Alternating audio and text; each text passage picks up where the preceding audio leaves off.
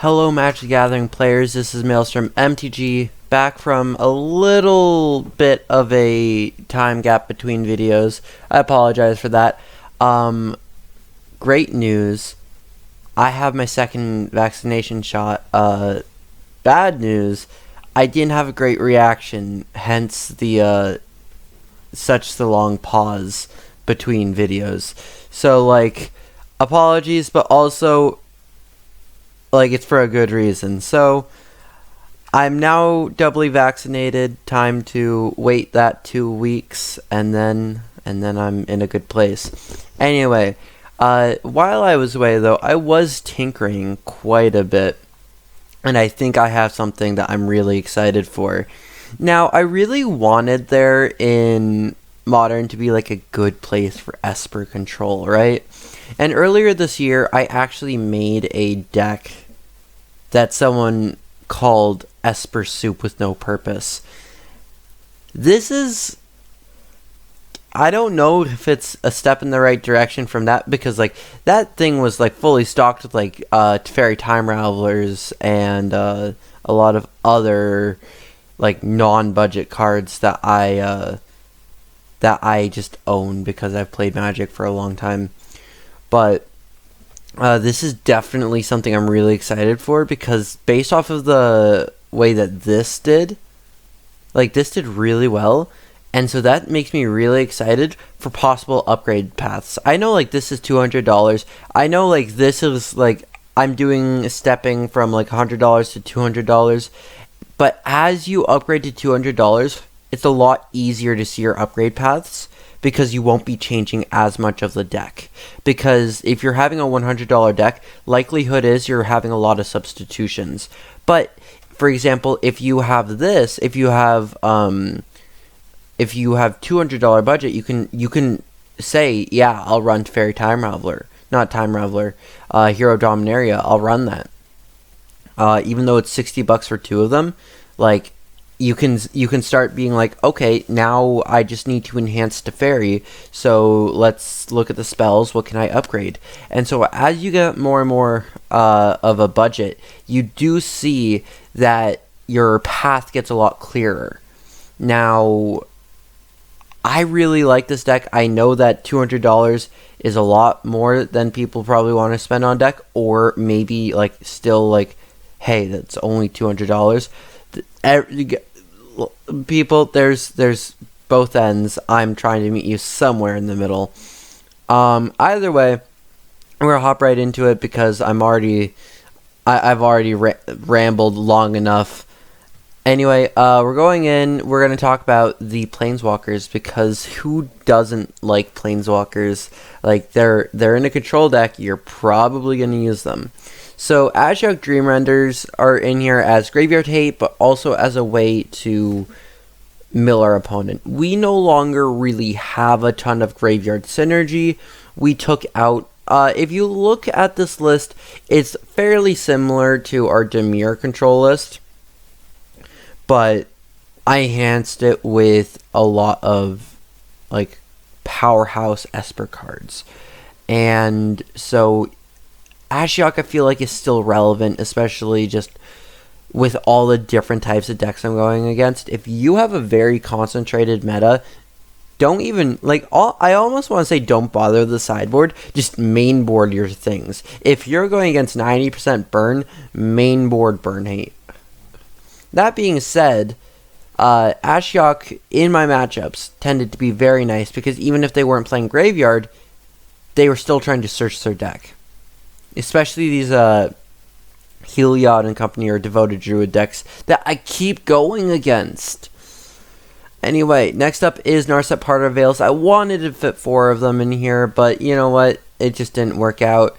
I have this curse of not being able to put 4 of any card in a deck, and it was pointed out to me earlier this year by my friend. And they're like, why? Why do you have there were... I think there was only 1 4 of in the entire deck, and it was Mutavault, and the rest of the deck is just 2 or 3 ofs, or even 1 ofs, because control you can get greedy. I think yeah, it was actually the Esper Soup deck, but I ended up going 4 Narsets and the deck was perfect. Anyway, Narset's going to be able to restrict our opponent just like Ashiok, but also allows us to filter our deck. Teferi Time Raveler is going to be acting as our win condition. Now, people don't actually understand something about Teferi Time Raveler. Very rarely is he actually a win condition. He, like... Okay, he sets up the condition to win the game, but, like, he's not the actual win condition. And I feel like I might be glitching out here. Maybe not. Okay. Basically, Teferi isn't the win condition everyone thinks he is. Everyone just sees big 5-drop Planeswalker and says, okay, you win the game with that. But Teferi, like, the way you win with Teferi is not with Teferi. You win by milling them out. And so, like, you don't actually win with Teferi. It's weird, but, like, you win by milling. Right? It's like how life gain decks don't win with life gain. They win with, like, a Johnny's Pridemate. Anyway, so they win with damage. But Teferi Time Raveler is going to be a way for us to get a lot of extra value.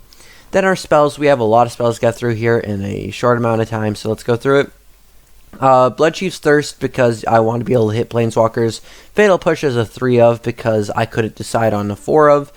As you can see here, my struggle. And if I'm pausing, it's because I'm looking over at my recorder, and I'm really hoping that I don't, like, glitch out in the recording. Anyway, because I don't have time to record a second one. So the four removal spells here, I do want the opportunity to hit their Planeswalkers. Inquisition of Kozilek, because it'll hit most things that we're trying to get.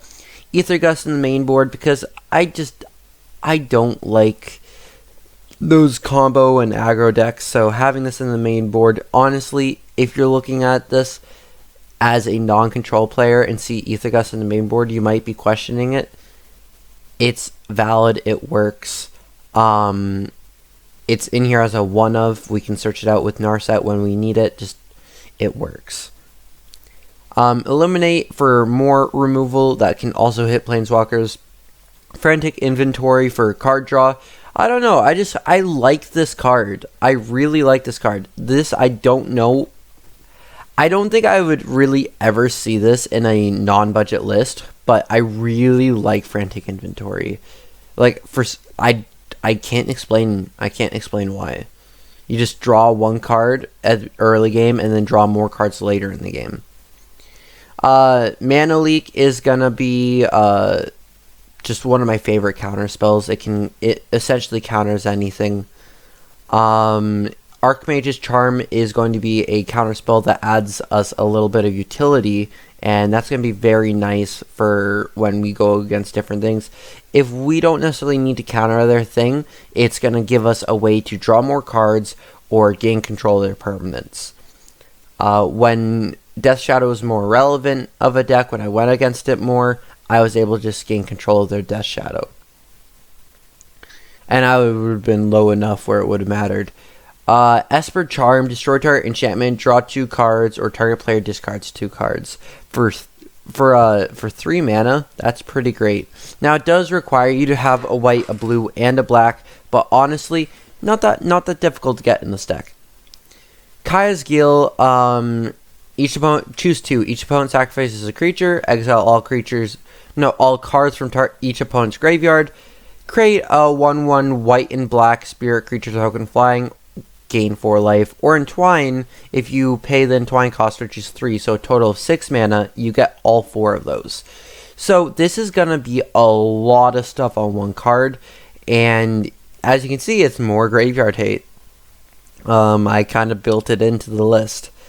1 Cryptic Command. I would love to see these, like, if you're looking for an upgrade path, don't go Force of Negations, like, unless you already own them. It's honestly, if you're going to invest that much money into the list, invest it elsewhere, because those Force of Negations are not going to be what makes your deck. What's going to make your deck are going to be the cards that you're going to see when you don't see Force of Negation. Okay, because Force of Negation is going to be not even 4 cards in your deck. It's never even 4. It's like 2 or 3.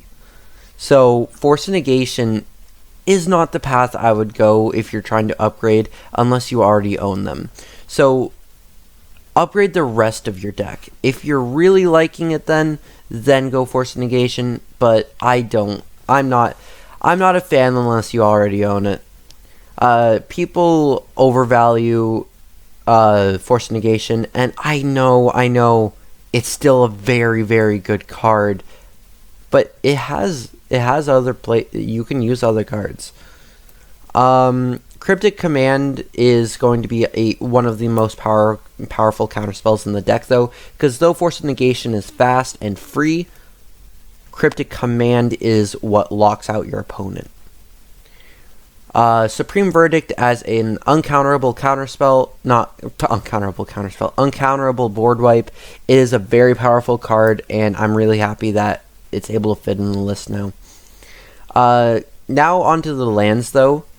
But basically the concept of this deck, though, is you're just trying to remove their stuff with board wipes or spot removal, counter their things, and exile their things in their graveyard and make them discard things. So basically just trying to lock them down. So Castle Vantress is gonna give you some more like value out of being able to use your land, some more utility.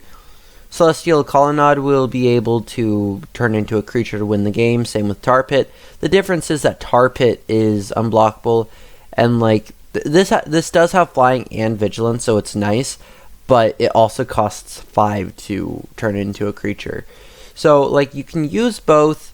My preference for activation typically leans towards Creeping Tar Pit because it's cheaper to activate, but Celestial Colonnade is still a very powerful card. Don't underestimate it, especially since it has vigilance.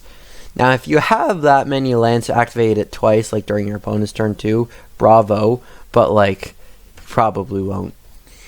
Field of Ruin as a way to deal with pesky lands, irrigate, or even to try to grab one of our, like if we're mana deprived of a color, that's one of the really nice things about this, is that Field of Ruin can fetch it for us, since we're not playing fetch lands. Irrigated Farmland as a one of, it's just a way to give us extra utility by cycling it. 5 islands, 3 plains, and 3 swamps, because those are our colors. Obviously, blue's our main color, and then white and black are kind of sub-themes. Sunken Hollow as a way to just get dual lands. We have a lot of basic lands, so that kind of screams Balfour Zendikar. And then next up, I wanted Temple of Enlightenment, because I wanted to be able to scry with some of my lands. I know that it won't enter untapped, but I really like the scry quite a bit. It lets us filter our deck even more, and in a deck like this, that's what you want. Now, before we get to the sideboard, I just want to say, for some weird reason, when I don't post videos, I get more subscribers. So, I don't know. Do you want me to keep posting videos? If so, hit that like button. Hit subscribe if you haven't already. If you don't want me to keep posting videos, well, I don't know. I don't know where I was going to go with that. Please no. But I don't know. I enjoy making these videos, so if you enjoy watching them or enjoy listening to my stupidity and banter, please go ahead and let me know below. Next up is our sideboard, though. We have Field of Ruin because we want more land destruction. Cling to Dust because we want more graveyard hate and a way to use our Ashioks profitably. Dispel as a way to like deal with combo decks or control decks, or decks that are trying to, I don't know, force a negation us. Now Spellbomb for more graveyard hate. Oust as a way for us to deal with Death Shadow-esque decks, so things that our opponents are doing that, like, Death Shadow really gets hurt by the gains 3 life, but quite often this will be just as good for going against a deck that has, I don't know, like +1/+1 counters, or even an aggro deck, right?